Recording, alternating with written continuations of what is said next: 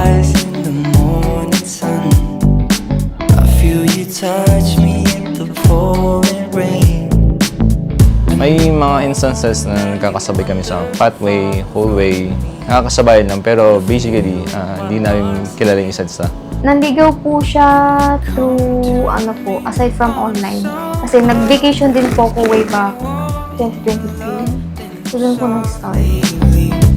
And it's me you need to show. How deep is your love? Is your love? How deep is your love? I really need to learn. 'Cause we're living in a world of fools, breaking us down when they all should let us be. Bukod sa mabait po, responsible din po. Marunong po siya mag-lead ng relationship. Yung mayroon kang perseverance, determination, mayroon ka din act of leadership sa ating relationship. So you're the light in my deepest, darkest hour. You're my savior when I Mo si Bieber. Gusto mo bumili ng Bieber. So, hindi ka na nabili. It's a sign of my patient. This is a sign of patient. Sabi ko sa'yo, ito ang mga kasama mo pag hinihintay mo ko. shout. How deep is your love? Is your love? How deep is your love? I really need to learn. 'Cause we're living in a world of fools, breaking us down when they all should let us be. We belong to you and me.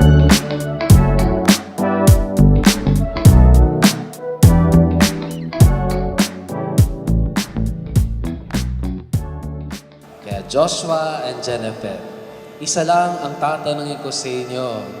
Klaro naman sa isa't isa sa inyo na mahal niyo ang isa't isa. Pero kaklaruhin ko rin, handa ba kayong magpasensya? Although, andun pa lang po ako, like, hindi pa po kami nagkikita. Diretso po yan. Tsaka yung effort din. Tsaka especially yung time kasi sobrang busy po niya eh. Ang pinakamaganda doon, during nung LDR kami, sobrang daming pinatrabaho sa akin si Lord na trabaho. So, hindi ko lang din na-feel yung LDR.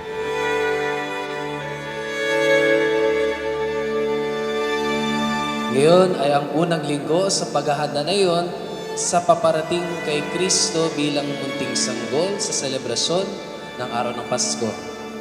Hindi pa Pasko, pero tayo naghahanda.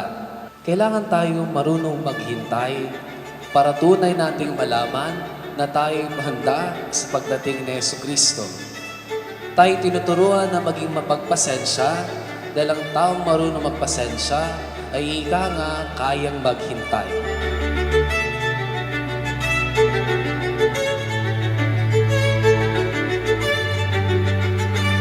Akala ko hindi mag-work out itong relationship na to. Ang hirap ng long distance, pero nakayanan natin dalawa. Babe, tinupad ko na isa-isa. Mahal na mahal kita. Hindi kita pababayaan.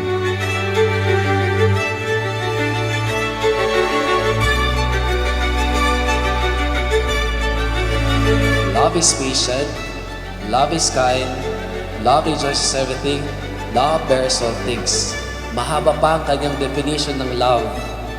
Hamon sa inyo ng Diyos ngayong araw bilang unang araw na magkabiyak patungo sa habang buhay na mag-asawa, magmahal ng may kasamang pagpapasensya.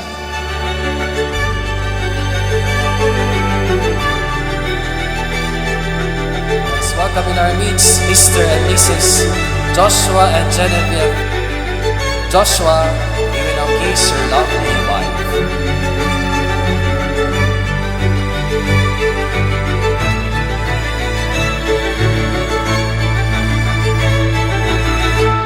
Papasalamat ako sa Diyos kasi hindi niyo tayo pinabayaan. Even sa mga circumstances or challenges, pagdaan na natin sa 2 taon na yun. Mahirap din, pero nakaya natin, babe. Alagaan kita. Magkakasama tayo for better and for worse, for poor and for richer. I love you so much. Then we talked, then we danced, then we touched. Then we laughed, then we kissed, then we stopped. God loves us because our God is so patient. At sana kayo rin. Kung gaano kayo kahabang pagpapasensya ninyo nung kayo'y magkasintahan, sana gano'n rin sa inyong buhay pag-aasawa. I need you to know that beyond to heaven, oh, that my vow to you is to love you and never let go. We've been through hurt, but I thank the broken road that led me into your arms. And my vow to you is to love you and never let go. Now we're here, now we've lived, now we've cried, now we've seen all the lows, all the highs in between.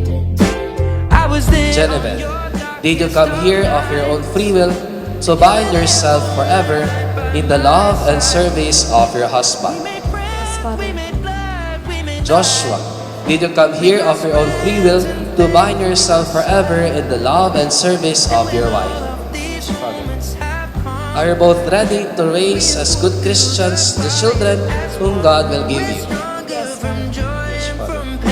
Our love is the thing that remains. Words are just words, but I need you to know that beyond to heaven, oh.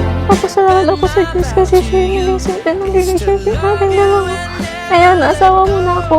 Pinapangako ko sa iyo na aalagaan kita hanggang sa huling hininga ko din. Mahal na mahal kita. That led me into your arms, and my vow to you. Pray for both of you that God will be your source of your love. That love is patient, will be your guide. That love is patient, will be your standing goal in life. That love is patient, will be your motto in your wedding